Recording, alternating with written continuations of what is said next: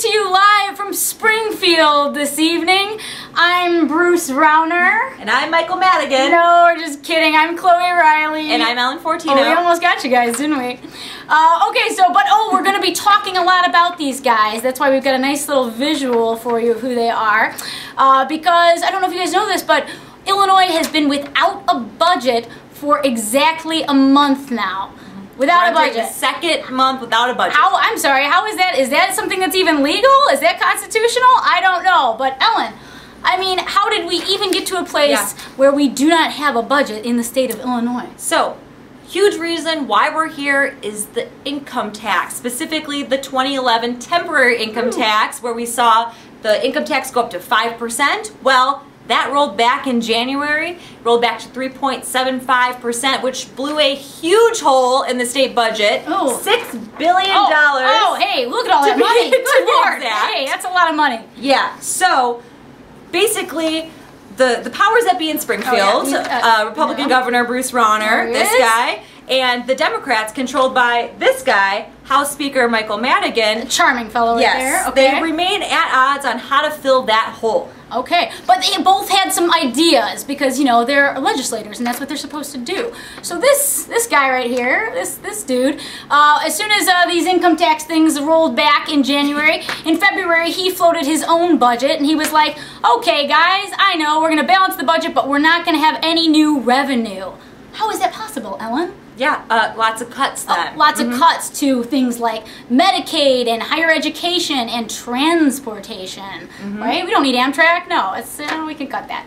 All right, so that was what this guy came up with. The Dems were like, what did that guy come up with? Not going to fly. Like, these cuts are way too deep. Like, we need some revenue. So they put some revenue and some spending cuts into a budget, but that budget was $4 billion short. And so what they said is, hey, Governor Rauner, let's negotiate on some new revenue. But Governor Rauner was like, no guys, I want you to give me something in return, and I want some pro-business, anti-union items on my turnaround agenda for the state of Illinois. This involves things like workers' compensation changes. This involves things like changing the prevailing wage.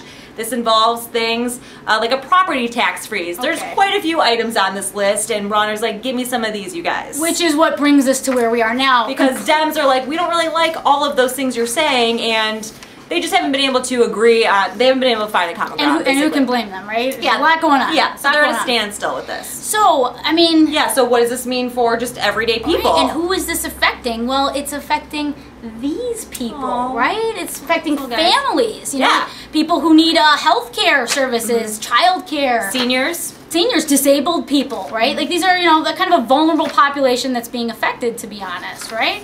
And there's someone else. There's someone else who's not too happy. Not happy at all about the way things are going right now. I don't know if this guy looks familiar to anybody in this this city, but so he's mad. Well, I don't know. I'm assuming he's mad. Yeah, he's mad. He's mad a lot of the time, but now he's especially mad because while the budget impasse has been dragging on, that means lawmakers aren't addressing other things that the city of Chicago needs, for example. Mayor Rahm Emanuel wants a casino, for example, to help pay for pensions. We need pension reforms as well for the city of Chicago. We need things to address the Chicago Public Schools' huge budget deficit, which is a $1 billion deficit. We need so many things here in Chicago. Yeah, so while the lawmakers are fighting about the state budget, that means they're not paying attention or not focusing on other things that are also pressing. Like us. We're very important. And we need things, you know? So guys, reporting to you live from Springfield today, I'm Chloe Riley. And I'm Ellyn Fortino. And thank you very much. Stay tuned for more boring things and more props. More